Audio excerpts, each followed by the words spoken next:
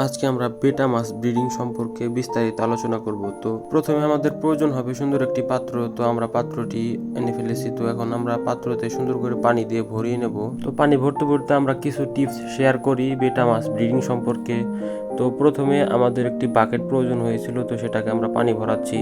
তো পানি দেওয়ার আগে কিছু টিপস আছে, তো সেগুলো আমি আজকে বলবো। তো বেটা মাছ ব্রিডিং করতে অবশ্যই অনেক পুরাতন পানি বা ফ্রেশ ব্যাকটেরিয়া মুক্ত পানি প্রয়োজন, কারণ বেটা মাছে ডিম দিলে অনেক ক্ষেত্রে বাচ্চা নষ্ট হয়ে যায়, ডিম সাদা হয়ে যায়।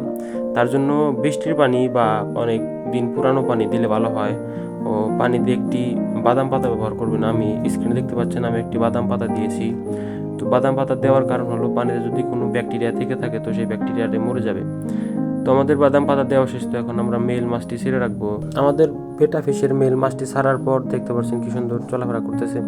তো আরেকটি কথা হচ্ছে, এটা আমাদের বেটা মাছের একটি জাত হচ্ছে ফেন্সি প্লাকয়েড বেটা ফিশ। সুন্দরভাবে আমরা ব্রিডিং সম্পন্ন করবো ইনশাল্লাহ। তো আমাদের পানিতে পাতা দেওয়া শেষ, তো মাছও দেওয়া শেষ। তো এখন আমরা পাতাটি বেশি নড়াচড়া করার কারণে বাবুল নেস্ট তৈরি করতে পারবো না। তার জন্য আমরা পাতাটি একটি কষ্টিপের মাধ্যমে পানির সাথে বক্সের সাথে আটকে নিলাম। তো এখন জানি নড়াচড়া করতে না পারে, কারণ না হলে বেশি নড়াচড়া করলে বেটা ফিশ বাবল তৈরি করতে পারবে না, আর বাবল না তৈরি করলে তো মাছের ডিমও দেবে না। তো আমাদের এই পন্ডের কাজ মোটামুটি শেষ। তো এখন আমরা ফিমেল মাছ যে আছে এটা আমরা একটি গ্লাসের মধ্যে রেখে দেবো, কারণ বেটা ফিশের মেল ফিমেল একসাথে রাখলে তো অনেক মারামারি করে। তার জন্য একটি গ্লাসে আমরা একটি মেল ও ফিমেল আলাদা করে রাখবো। আর বেটা ফিশ ব্রিডিংয়ের আগে আপনারা চেষ্টা করবেন হচ্ছে মেল ফিমেলকে ভরপুর টিউফ্লেক্স বা ডাফনিয়া লাইভ ফুড দেওয়ার জন্য, তাহলে মাছ ইনশাল্লাহ সুন্দরভাবে লোড হবে। তো এখন আমরা আমাদের গ্লাসে আমাদের বেটা ফিশটি ফিমেলটি রেখে দিলাম। যতক্ষণ পর্যন্ত বেটা মিষ্টি বাবল নেস্ট তৈরি না করছে ততক্ষণ পর্যন্ত ফিমেলটি ছাড়া যাবে না। তো ভালোভাবে বেটা ফিশের মেল বাবল নেস্ট তৈরি করবে, তখন আমাদের মেল ও ফিমেল একসাথে ছেড়ে দেবো।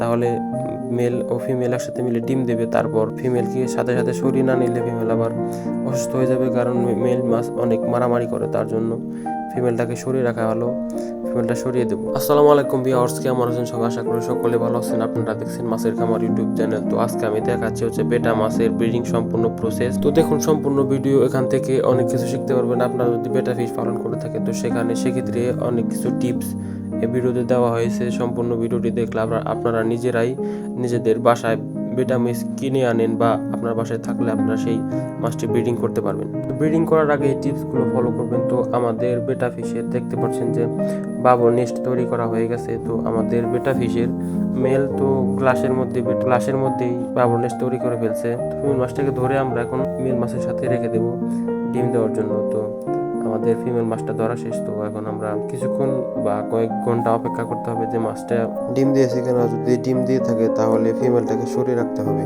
আর না দিয়ে থাকলে তাহলে যে পাত্রতে আপনারা ব্রিডিং এ বসাবেন সেই পাত্রটা ঢেকে রাখবেন। যে পর্যন্ত ডিম না ছাড়ে তা সে পর্যন্ত ঢেকে রাখতে হবে। তো ঢেকে রাখার পর যদি ডিম দিয়ে দেয় তাহলে মাছটাকে সরিয়ে রাখতে হবে। তারপর ফিমেল মাছটা সরিয়ে রাখলে মেল মাছটা একলাই মাছের ডিম হ্যাচিং করতে সাহায্য করবে। ডিম যদি পড়ে যায় তাহলে ডিমকে ধরে আবার বাবল নেস্টে বসিয়ে দেবে। তো এক্ষেত্রে মেল মাছটা না সরালে ভালো, কারণ ডিম যদি পড়ে যায় দু একটা তো সেই ডিম নষ্ট হয়ে যেতে পারে। তার জন্য মেল মাছটা রাখা দরকার। তো যেহেতু আমাদের মেল মাছটি বাবল নেস্ট তৈরি করেছে গ্লাসের মধ্যে, তো সেহেতু আমরা গ্লাসটি সরাতে পারবো না, তার জন্য রেখে দিলাম। গ্লাসটি সরালে তো বাবল নেস্ট ভেঙে যাবে। তো আমাদের বেটা ফিশের ডিম মোটামুটি দেওয়া মনে হয় কমপ্লিট হয়ে গেছে। দেখতে পাচ্ছেন এই যে ডিম অনেক পরিমাণ সাদা হয়ে আছে। তো এখানে আমাদের ডিম দেওয়া শেষ। তো আমাদের ফিমেল মাছটাকে আমরা সরিয়ে রেখেছি। তো মেল মাছটাকে আমরা রেখে দিয়েছি, কারণ ডিম যদি বাই চান্স কোনোটা পড়ে যেয়ে থাকে তাহলে মেল মাছটা সেটা সংগ্রহ করে বা উঠিয়ে দিতে পারে। তো আজকের ভিডিও এই পর্যন্ত। ভিডিওটি ভালো লাগলে লাইক কমেন্ট শেয়ার করবেন। তো এর পরবর্তী ভিডিও পেতে আমাদের চ্যানেলটি সাবস্ক্রাইব করবেন, পাশে থাকা বেল আইকনটি অন করবেন। তো সকলে ভালো থাকবেন, সুস্থ থাকবেন, ভিডিওটি শেয়ার করতে ভুলবেন না। তো আসসালামু আলাইকুম রহমতুল্লাহি ওয়া বারাকাতুহু।